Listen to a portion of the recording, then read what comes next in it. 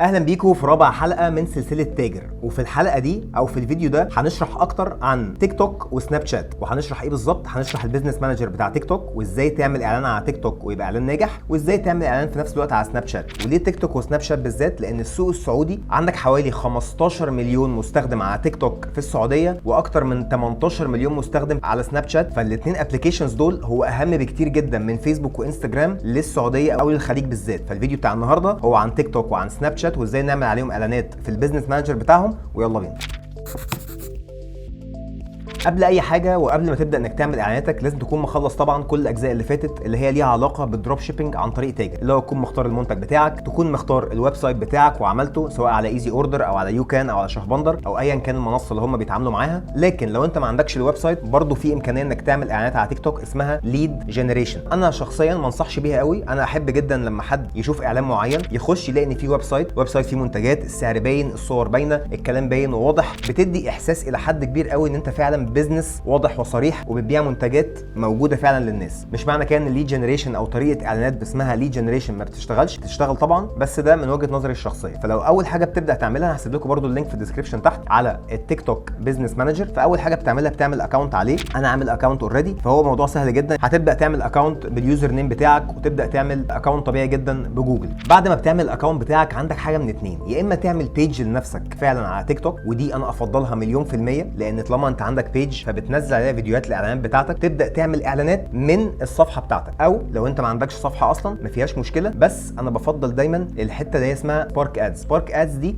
اللي هي الاعلانات اللي بتطلع من البيج، بيكون في انجيجمنت اكتر على الاعلان نفسه، وتيك توك نفسها بتزق الاعلان ده اكتر طالما هو طالع من بيج موجوده فعليا. فطالما انت عملت بيج لنفسك، وطالما انت بدات ان انت تنزل عليها الفيديوهات او الاعلانات بتاعتك اللي انت خلاص عملتها، بتبدا تعمل في الكامبين بتاعتك اللي هو انت هتبدا تبيع فيها. انت اول حاجه بتشوفها هنا اللي هو الجزء بتاع الداشبورد بتاعك على تيك توك. فاول حاجه محتاج تعملها انك تعمل سيت اب البيمنت ديتيلز، يعني بتحط الكريدت كارد بتاعتك عشان بس اي اعلان تبدا انت تعمله يبدا ان هو يسحب من الكريدت كارد بالدولار. طبعا حتى لو انت معاك كريدت كارد مصريه او اي دوله عربيه ما فيهاش اي مشكله، بتحط الكريدت كارد بتاعتك. الحاجه الثانيه اللي بتبدا تعملها، بتروح على حاجه اسمها تولز او الاعدادات، وبتروح على حاجه اسمها البيكسل او الايفنتس. وبيكسل يعني ايه وايفنتس يعني ايه؟ خليني اشرح لك بكل بساطه كده. النهارده انت الويب سايت بتاعك او انت لما تيجي تعمل اعلانات عن طريق سواء بقى تيك توك، سناب شات، فيسبوك، انستجرام، الحلو فيها هي الداتا اللي بتطلع من البيزنس اكونتس دي. بمعنى ايه؟ بمعنى ان انت مجرد ما عملت البيكسل دي اللي هو اكنك بتحط طفل في الويب سايت بتاعك. يعني ايه؟ يعني ان انت بتعلم البيكسل دي اللي بتحطها في الويب سايت مين اللي بيخش على الويب سايت بتاعك، هل هم ميل ولا فيميل، سنهم بيتراوح من كام لكام، ايه الانترست بتاعتهم. فبيبدا بيكسل دي تفهم مين هو الجمهور بتاعك او المستهلكين اللي هتبدا بعد كده لما الناس دي تشتري يطلع لك ناس تانية شبههم. ودي اهم حاجه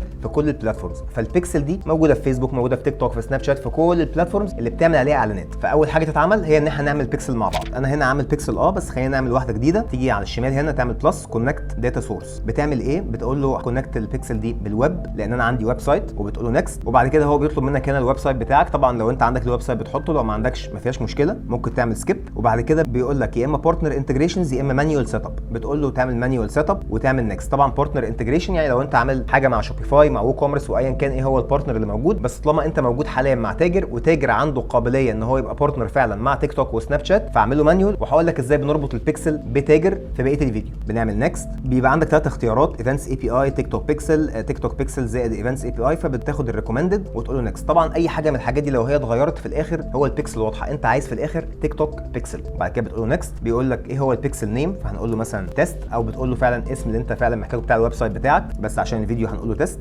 نعمل نكست. هنا بيديك كوبي البيز كود اللي ممكن تحطه في الهيدر او في الكودنج بتاعك. طبعا دي ما بتستخدمهاش لو انت بتشتغل مع تاجر، ممكن تستخدمها اكتر وانت بتشتغل مع شوبيفاي او اي ديفلوبر تاني، بس انت ما بتعملش اي حاجه هنا. وبتقول له نكست. بتعمل مهمه جدا جدا جدا انك تعمل كليك على دي اللي هو انيبل اوتوماتيك ادفانسد ماتشنج، عشان دي هتبقى مهمه جدا في جزء الريتارجتنج. بعد كده هتنزل تاني وتقول له نكست. تكتب الويب سايت بتاعك هنا، او لو انت ما عندكش ويب سايت برده ما فيهاش مشكله وممكن تعديها. وبعد كده تقول له نكست، وبعد كده نكست. وهنا بيقول لك ايه هو الفانلز او الايفنتس او البارامترز بتاعتك بتاعت البيكسل. يعني عايز البيكسل يبقى شايف ايه. كل اللي هتعمله انك تتشوز تمبلت معينه اللي هي بتاعت الاي كوميرس هنا، وساعتها هو هيبقى مهتم جدا بالاد تو كارت، بالبليس ان اوردر، بالحاجات دي كلها اللي هي مهمه جدا بالنسبه لك حسب الاوبجكتيف بتاعت الكامبين. واحنا اوبجكتيفز الكامبين بتاعتنا دايما بتبقى كونفرجن، فبالتالي الكونفرجنز دي مهمه جدا انها تكون موجوده وفيها كومبليت بيمنت، وده اللي احنا عايزينه. وبتقول له بعد كده نيكست. بعد ما بتعمل الكلام ده كله بقى عندك البيكسل دي، كل اللي انت هتعمله هتاخدها كوبي بيست، وبعد كده هتقوم رايح على الويب سايت بيلدر بتاعك. يعني لو انت بتعمل الويب سايت بتاعك عن طريق ايزي اوردر، هتقوم رايح مثلا لايزي اوردر هنا، وتروح على ادوات التسويق، اعدادات البيكسل، وتتك عليها وتحط الكود ده في الحته دي. كل اللي هتعمله في الاخر هتعمل سيف او حفظ هنا كده، ومجرد ما عملت كده خلاص انت كده اتعدلت وما فيهاش اي مشكله. طب انا عايز اتاكد دلوقتي ان البيكسل بقت موجوده على الويب سايت عندي. مجرد ما هتروح انك تشوف المتجر بتاعك او الستور بتاعك، لو رحت للستور محتاج تنزل اكستنشن اسمه بيكسل هيلبر. فانت مثلا هتروح على جوجل هنا، هتقول له كروم اكستنشنز، ويب كروم ستور، تروح على اكستنشنز فوق هنا وتكتب تيك توك بيكسل هيلبر، واللي هي العلامه دي انا كده كده منزلها. كل اللي انت هتعمله هتتك عليها وهتقول له اد تو كروم، بس كده. مجرد ما عملت اد تو كروم هي بقت هنا عندك في الحته اللي فوق دي، تمام؟ يعني لو اتكيت على دي هتلاقي ان تيك توك بيكسل هيلبر اهي موجوده ومتكن عليها في البين. دي بتعمل ايه؟ لما تيجي بقى تروح على الويب سايت بتاعك وتتك على دي، هيقول لك ايه 1 بيكسل فاوند. معنى كده ان البيكسل هي بقت جوه الويب سايت بتاعك، فمعنى كده ان انت عندك مراقب او مساعد معاك بيفهم بالظبط مين اللي داخل الويب سايت بتاعك عشان تعرف تعمل ريتارجتنج الفتره اللي بعديها. بعد ما خلصت الكلام ده بتبدا تروح بقى على الكامبين بتاعتك وتبدا تروح تعمل اول كامبين ليك اللي هتبدا تعمل بيها الاعلان. فده الشكل بتاع الداشبورد بتاعك. انا عندي هنا كامبين درافت جاهزه، فخليني لو انت ما عندكش كامبين اصلا فهتعمل هنا كرييت، هتتك على كلمه كرييت وتبدا تقول له ايه هي الاوبجكتيف بتاعتك، انت عايز ترافيك ولا عايز ايه بالظبط. فانت في الاخر انت عايز ويب سايت كونفرجن. يعني ايه؟ يعني عايز الناس اول ما تشوف الاعلان او يستهدف الناس اللي هم عاده بيخشوا على الاعلانات ويشتروا فعلا. وهتتك على سمارت بلس كامبين وتتك على كونتينيو. بعد ما بتعمل كونتينيو بيجي لك بقى الجزء بتاع الويب سايت كامبين جنريشن. فانت النهارده دلوقتي اول حاجه الاوبتمايزيشن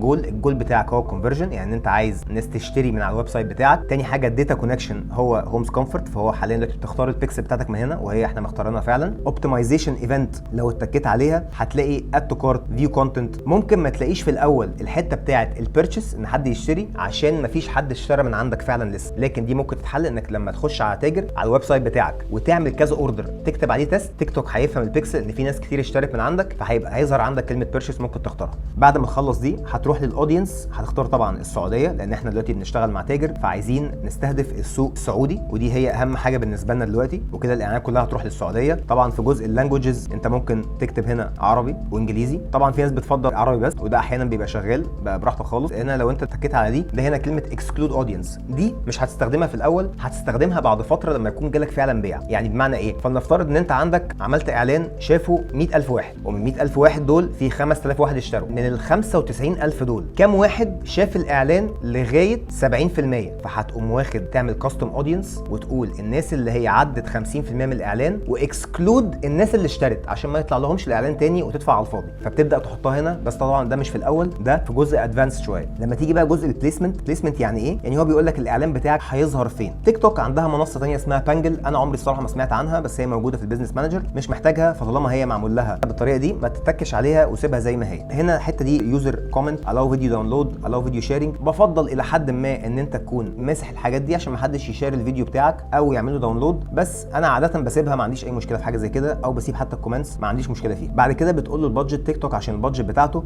تخليها ديلي، محتاج ان البادجت بتاعتك تبقى من 15 ل 20 وما تقلش عن كده نهائي. فهنقول له مثلا $20 في اليوم الواحد. بتحط هنا التايم بتاعك، عايز الاعلان يبدا من اول امتى، وهنا جزء الاد جنريشن، يعني الاعلان بتاعك هيطلع ازاي. فهنا دي الحته بتاعت السبارك ادز اللي انا قلت لك عليها. لو انت اتكيت على دي هيطلع لك الاكونت بتاعك، ولو هو مش ظاهر بتقول له اد الاكونت، يعني بتقول له اوثرايزد اكونت، تك عليها وفي الاخر بتاد الاكونت بتاعك بالميل بتاعك بس مش اكتر. فلو انا جيت هنا مثلا واتكيت على هومز كومفورت هنا بالطريقه دي كده، هيبقى هو كده ساعتها هيختار الفيديو اللي هو موجود على الاكونت عندي انا، ودي مهمه جدا يا جماعه. ديستنيشن يو ار ال، فهنا بتحط لما حد يشوف الاعلان هينزل على ايه في الاخر، هينزل على المنتج اللي انت بتبيعه. فبالتالي لازم تروح على تاجر على الويب سايت بتاعك، والاعلان بتاعك اللي هو هيبقى على المنتج المعين ده. فلنفترض ان هو ده المنتج مثلا اللي انت بتبيعه وجيت اتكيت عليه، هتقوم واخده هنا كوبي وتروح على تيك توك وتحطه بيست بالطريقه دي، تمام. بعد كده بيقول لك اد فيديوز تيك توك بوست، بتخش على تيك توك بوست، هنا بيطلع لك كل الفيديوهات اللي انت عملتها فعليا حاليا في الاكونت بتاعك. فانا هنا عملت اكونت وحطيت له فيديو كده وقلت هختار الفيديو ده وبقول له كونفيرم، بيبدا ان هو يطلع لك الفيديو ده بالطريقه على اليمين دي، وهنا ده هنا بيقول لك ده هيظهر في الفيد بالشكل ده. ده شكله اعلان قوي. هنا انت ممكن تغير كل حاجه من الكلام اللي هو مكتوب، فتقدر انت تحط كلام احسن من كده بكتير. تقدر تقول اطلب الحين، عروض الشهر الكريم، ايا كان العرض اللي بتعمله وفي انهي وقت في الشهر تبدا انت تغير فيها كلها. فزي ما احنا قلنا تقدر تغير في اي حاجه ليها علاقه بالاعلان. ولو نزلت تحت شويه هنلاقي ان في الادفانس سيتنجز اللي هو كاستمايزد كول تو اكشن، فانت ممكن مثلا الكول تو اكشن بتاعتك دايناميك اوتوماتيك، ممكن تقول له اديت مثلا والكول تو اكشن بتاعتك تبقى دايناميك، فيزيت ستور، واتش ناو، مش عارف ايه، فاعملها اوردر ناو او ابلاي ناو او اي حاجه من اللي انت عايزها عشان الناس تبدا انها تك على الحاجه اللي انت كاتبها. بعد كده لو نزلت هتلاقي تراكنج، سيب كل حاجه زي ما هي، واخر حاجه هتعملها هي ببلش.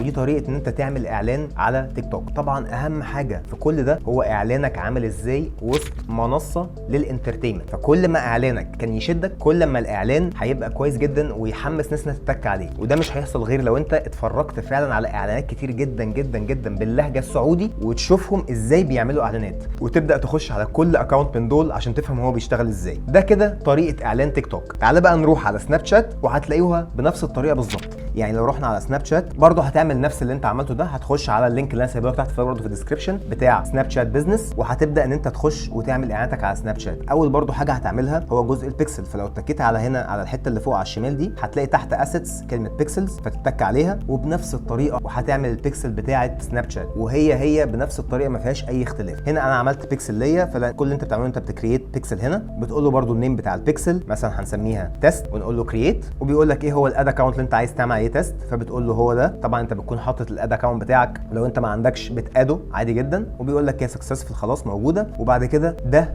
الاي دي بيكسل اي دي بتاعتك اللي انت بتاخدها كوبي بيست برضه وبتحطها على الويب سايت بتاعك. وبعد كده بعد ما بتخلص البيكسل بتروح على كرييت اد وبتلاقيها بنفس الطريقه بالظبط. لما تيجي تتك على كرييت اد بيديك حاجه من اتنين، يا اما انستنت كرييت يا اما ادفانس كرييت. طبعا الاثنين بالنسبه لي واحد، بس انا بحب اكتر الادفانس كرييت، بتسيبني انا يبقى عندي حريه اكتر اختار اللي انا عايزه. تختار طبعا هنا كلمه سيلز عشان ما حدش يتلخبط، انت عايز في الاخر بيع، وبعد كده بتعمل نكست. طبعا في حاجه مهمه جدا لازم اقولها لكم، ان سناب شات وناس كتير جدا ممكن تصلحني لو انا غلطان في حاجه زي كده، هو عباره عن شفاط في الفلوس. فانت حاول تخلي الديلي بادجت بتاعتك، يعني تعرف ان انت مجرد ما هتحطها هي ممكن تتسحب في ساعتين في 3 في 4، مش هتبقى في اليوم كله. فخلي الديلي بادجت ركز فيها جدا جدا جدا وانت بتعملها. طبعا هنا الكامبين نيم هتسميها باسم ليه علاقه بالمنتج اللي انت بتعمل عليه اعلان عشان ما تلخبطش. سيب دي اكتف، دايناميك ادز بتسيبها زي ما هي، طبعا كرييت سبليت تيست بتسيبها برده زي ما هي، وبتقول له بيبدا الاعلان امتى وبينتهي امتى. هنا دي الحته دي بتقول لك ديلي سبند كاب، يعني ما يصرفش في اليوم الواحد اكتر من كام. دي سيبها دلوقتي، بس في الاخر حط ال $20 بتاعتك في الديلي بادجت اللي هي هتاخدها في اللي احنا هنشوفها في الاد سيت الخطوه اللي بعديها. فلو جينا عملنا هنا نكست هنلاقي برده نفس الكلام بالظبط. ايه هو الاد سيت نيم؟ برده هنكتب الاسم بتاعها عشان ما نتلخبطش بعد كده، عشان لما يكون عندك اعلان كتير هتلاقي فيه اسامي كتير جدا، فتبقى عارف كل واحد من دول ليه اعلان لانهي منتج بالظبط. فبالتالي بتتك برده على الويب. كده كده الاختيار موجود فيها في الديفولت. بتنزل تحت بتختار البيكسل بتاعتك اللي انت لسه عاملها من شويه، وبتنزل تحت بتقول performance goals، بتقول له ان هي maximize number of clicks او conversion. طبعا هو هنا مش جايب لك حته الكونفرجن. ليه؟ لان انت في الاخر لسه ما بداتش تبيع، وزيها زي تيك توك لو عايز تخلي سناب شات يفهم ان انت بعت فعلا بتخش برده على تاجر، طالما الويب سايت بتاعك طالما انت كده عملت البيكسل تعمل طلبات كتير تكتب عليها بس تيست عشان تاجر يبقى فاهم ان ده التيست انت بتعمله، وبالتالي سناب شات هيبقى فاهم ان في اوردرات كتير جدا جايه لك، فهيفتح لك حته ان البرفورمانس جول يبقى كونفرجن. بتنزل بعد كده تحت وبتسيت البادجت ل $20 وبتختار الميعاد اللي هيبدا فيه. ومن حته الاوتوماتيك بليسمنت بتسيبها يا اما اوتوماتيك يا اما اديت. البليسمنت دي اللي هو عايز الاعلان يطلع فين. انا اهم حاجه بالنسبه لي هو السبوت لايت، والسبوت لايت ده عباره عن الريلز بتاعت الانستجرام بالنسبه لسناب شات، ودي احسن حاجه تقدر تحط فيها الاعلان. فممكن تشيل كل ده وتختار بس سبوت لايت. بعد كده بتنزل بتختار ان اللوكيشن بتاعك ان هو يبقى السعوديه، وما تنساش دي عشان ما يطلعش الاعلان لمصر وفي الاخر ما تعرفش بيها حاجه. وتنزل تسيب كل حاجه زي ما هي حتى في الانترست بتاع التيك توك، وزيها زي هنا انت عايز تخليها برود از ماتش از بوسيبل او برود على قدر الامكان، عشان انت عايز تعرف مين اللي فعلا بيشوف الاعلان وبيبدا ان هو يشتري منك، لان انت فعلا مش عارف في الاول. بلاش تختار انترست في سناب شات وتيك توك اكتر، خلي الاعلان مفتوح من غير اي انترست. فممكن تعمل الايدج هنا من اول 18 لغايه مثلا 50 او 60 زي ما انت عايز، واللغه تختارها عربي وانجليزي. وبعد كده في الاخر البري ديفايند اودينس، طبعا دي الحته بتاعت اللي هو لو انت عايز تختار اودينس معين سيبها دلوقتي لان انت لسه في البدايه. ده شرح مبدئي لسناب شات عشان تفهم بس ازاي تعمل اعلان. تنزل تحت بيقول لك الديفايسز عايز انهي واحد اللي يشوف الاعلان، شيل الويب خليها اندرويد واي او اس بس، الكونكشن تايب يبقى سيل فون او واي فاي او 4G او 5G عادي جدا، وبعد كده بتعمل نيكست وبتبدا تخش على جزء الاعلان بتاعك. هنا ده الاعلان بتاعك، وزي ما احنا قلنا في اللي فاتت بيبقى احسن برضه لو انت عملت بيج على سناب شات وخدت منها الاعلان، بس لو ما عملتش كده ممكن تعمل ابلود على طول للفيديو عشان يظهر في الحته دي. فانت هنا بتقول البراند نيم بتاعك ايه هو، الهيدلاين بتاعك مثلا لو هو بس مش عارف ديل هتظهر لك في الحته اللي هي فوق هنا على اليمين زي ما انت شايف هنا. في اي حاجه انت ممكن تكتبها بالطريقه دي، بس تكتبها طبعا بطريقه كويسه عشان يعني يبقى شكله حلو. لو جيت هنا مثلا عملت ابلود، فنفترض مثلا انا عايزين نعمل ابلود لاعلان معين للفيديو اللي انا مختاره ده بتاعه غساله الجزم، فانا عملت ابلود والفيديو هو بيتعمل له ابلود حالا دلوقتي، وهتلاقيه طلع لنا دلوقتي حالا على اليمين بعد ما يخلص الابلود بتاعه. لحد ما يعمل ابلود هنا اتاشمنت بتحط الويب سايت انت كده حاطه خلاص. الكول تو اكشن خليها دايما باي ناو او اوردر ناو، وزي ما انتم شايفين هي اتغيرت هناك على اليمين. وبعد كده لما تنزل تحت تحط اليو ار ال مهمه جدا دي، تحط اللينك بتاع البرودكت بتاعك. ليه؟ لان اي حد هيتك على اوردر ناو المفروض ان انت عايز تنزله مثلا على الخلاط ده لو انت ده اللي انت بتبيعه، فلازم تاخد اللينك من فوق هنا كده وتاخده كوبي وتروح على سناب شات وتحطه هنا بيست عشان الناس تروح على اللينك ده، ودي مهمه جدا اوعوا تنسوها يا جماعه. بس وبعد كده في الاخر بتكون انت كده خلصت، تك على ريفيو وببلش. لو طلعت فوق لسه بيعمل ابلودنج، وهنا الفيديو ظهر معانا وهيبقى بالشكل اللي انتم شايفينه ده. طبعا هنوقفه دلوقتي بس عشان بس كنت حابب ان انا اوريكم الفيديو عامل ازاي. وتاني كل ما الفيديو يبقى حلو كل ما دي حاجه هتساعدك جدا جدا جدا ان انت تعرف تبيع. والحلو ان تاجر عندها لايبرري من الفيديوهات والكونتنت، يعني تاجر نفسها في كل منتج هتروح له هتلاقي ان انت عندك زي المنتج اللي احنا بنشوفه دلوقتي حالا ده، هتلاقي ان انت عندك صور وفيديو ليه. وممكن تحاول تتواصل معاهم تقول لهم هل عندكم كرييتيفز ثانيه لحاجه من المنتج ده، لو عندهم بيبعتوا لك، لو ما عندهمش بتبدا انت تدور ازاي تعمل اعلانات على المنتج ده بطريقه انترتيننج عشان الناس فعلا تشتري. وبكده احنا نكون خلصنا الجزء بتاع شرح المبدئي او الشرح اللي هو للبيجنرز بتاع تيك توك وسناب شات، والاثنين بلاتفورمز دول يكونوا احسن اثنين تقدر انت تشتغل بيهم وتعمل بيهم اعلانات عشان تبدا تشتغل على تاجر وتبدا تعمل فلوس اونلاين من السعوديه. ويا رب اكون فدتكم. سلام عليكم.